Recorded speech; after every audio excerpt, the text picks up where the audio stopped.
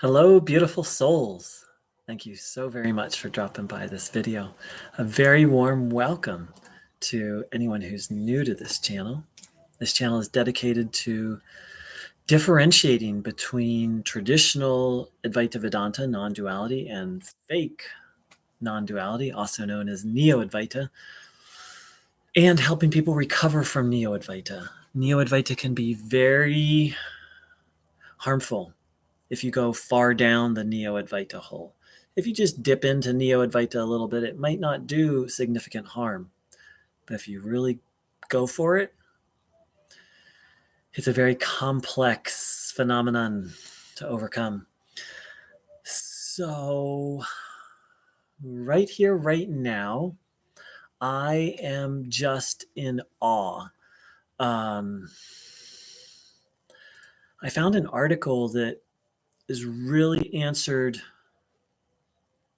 one of my hugest spiritual questions, which is, how is it and so not only have I met many spiritual, quote, spiritual teachers, quote, gurus who aren't, they're not enlightened. I can see it, but also just hearing about how they treat their devotees. And some of it's rumors I've heard, and some of it I have direct connections to teachers who've mistreated their students or done unethical behavior. And yet, let me back up. So the Neo-Advaita teacher I spent the most amount of time with, if you look into his eyes, you will have a spiritual experience. I did. Many people did. Looking into his eyes, I just saw eternity. I was like, oh, that's what God looks like. I don't even have, I can't even describe. And that's just one time. I had other experiences other times. I don't even have words. And this person was in a marriage, yet slept with one of his students. This person lied about some personal information. I'm not going to go into it because then I would have to reveal them, and I don't tend to reveal names and identities unless I have to.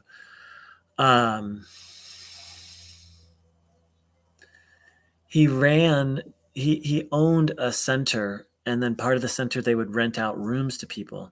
And he was like the most awful landlord ever. Like, he would not fix things that were broken. And then he would say, oh, well, it's the people who are renting it. Oh, it's their bad karma. And so he would not fix things. Like, he basically didn't take care of his tenants, which of course would save him money. These are just a few of the things that I have, direct knowledge of, or almost direct knowledge.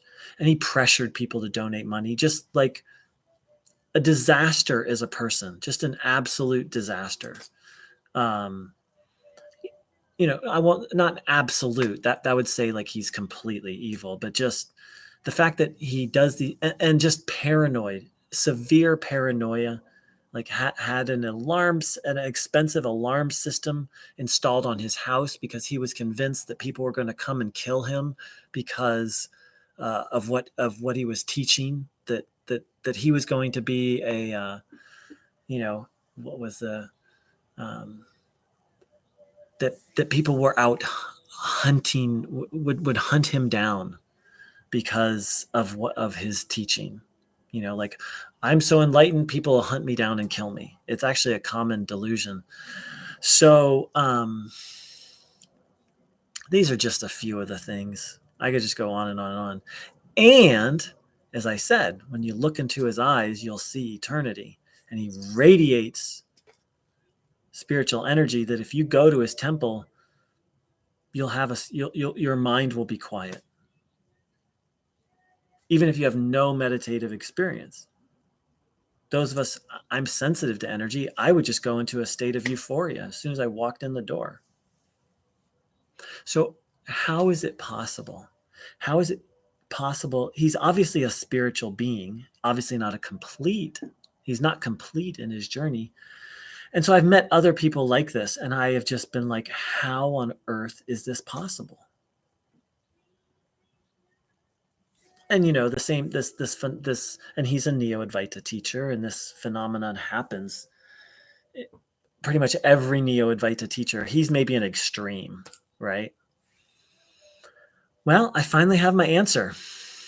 And I've talked often about James Schwartz. I have a lot of respect for him. And I'm going to post an article that answers this question. How is it possible for these people who have some level of spiritual attainment to be such awful people? And James just lays it out very, very clearly. He said in traditional Advaita Vedanta, there are 3 stages. Oops, I lost it. Stage 1 is hearing, and not just hearing, but coming to hearing and having an intellectual understanding. Stage 2, removal of doubt and gain direct knowledge. That means self-realization. That's where Neo-Advaita teachers, most Neo-Advaita teachers end, which, according to James, they don't pursue the 3rd stage, which is self-actualization or assimilation. Normally because they have not done proper inquiry on the idea, I am free. So James talks about this 3rd stage, which Neo-Advaita completely denies. They say once you recognize the self, you're done. You're self-realized. That's not what traditional Advaita says. And here's the other thing. All of these people are self-declared gurus. They all have declared, I'm enlightened. And then they do horrific behavior. And this is why. So I've talked a lot on this channel about tamas and rajas, and James talks about that in this article, that you need to continue this 3rd stage after self-realization, the assimilation, because the jiva, which is a Sanskrit word for, so it gets tricky. You could say soul, but that's not quite accurate. The sense of individuality will continue to produce rajas and tamas guna, which I've talked about a lot. I didn't talk about this part of it. And tamas gunas is ignorance. And what I've talked about is people who pursue Advaita Vedanta without clearing out tamas and rajas first. And then this beautiful article, James talks about people who think they're enlightened but don't know how to deal with rajas and tamas after self-realization, that self-realization isn't, at least self-knowledge or knowing oneself is not the final stage. It's actually the assimilating of that into your life and the living of it. And of course, this is the complaint that all of us have been making, like, hey, you people are talking the talk, but you're not walking the walk. And many of us have been like, you just sound like a tape recorder. Like what you're saying doesn't feel like it's coming from you. It feels like it's a belief system you're passing along. And that's because these teachers aren't living it, because they haven't assimilated. And James just lays it out. They've had self-realization or self-knowledge, but then they get stuck in the delusion that they're enlightened.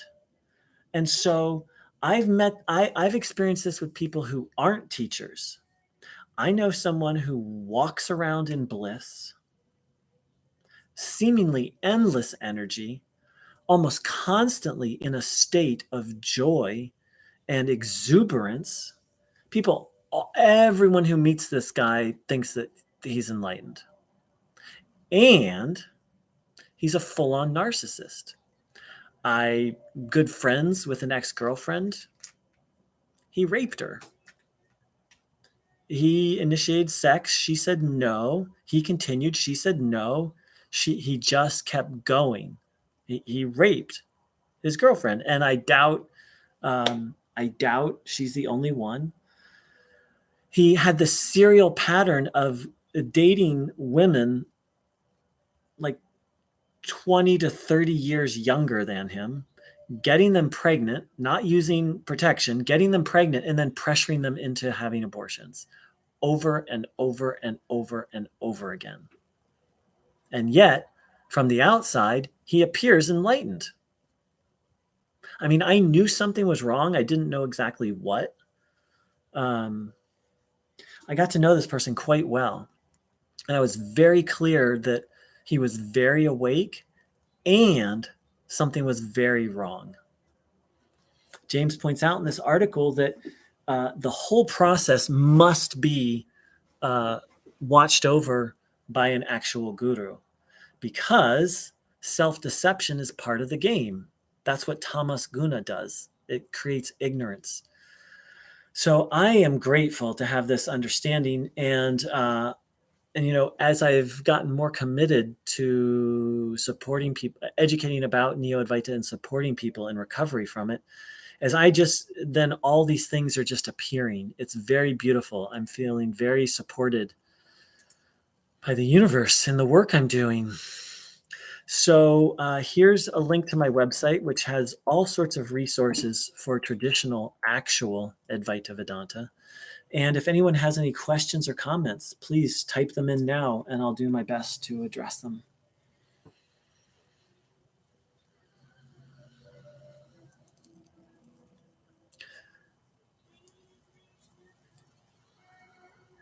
I'm going to talk a little more, but please do type in your questions, comments, and feedback.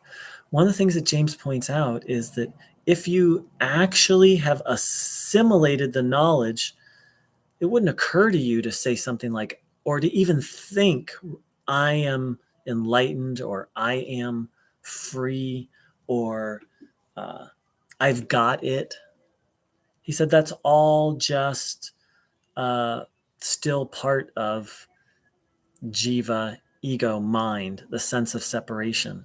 And so people get stuck in that. I mean, that's really all Neo-Advaita is someone has a spiritual experience, they think, I'm enlightened, they believe it, and then the rest is history. They go out, they start teaching, and make a mess of things, and hence this channel. All right, well, no comments or questions coming in.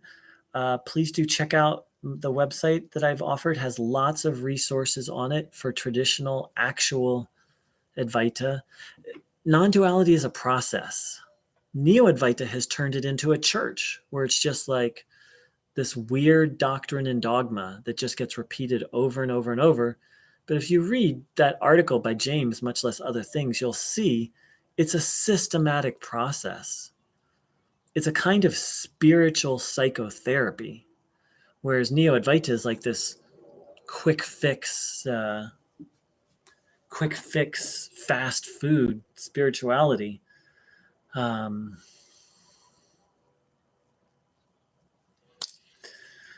Thank you so much for dropping by. Last call for questions, comments, feedback.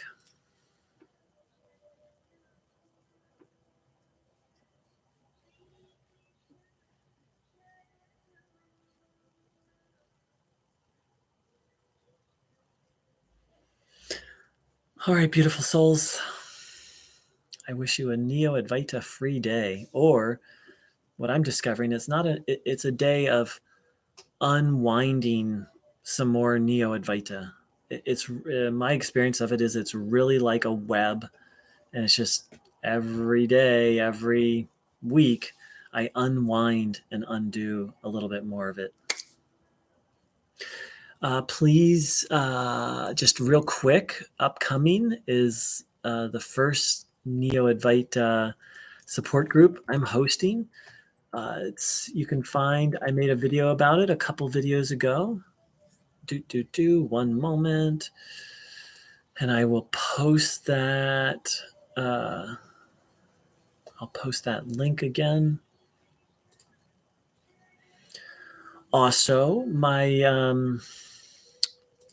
YouTube has made some changes, and the way to access my videos is now to click on live. Like if you go to my page, the page, it will you'll see videos, but if you click on that, there's only one video. You have to click on the word where it says live, because I generally just do live broadcasts. All right, beautiful souls. Take care.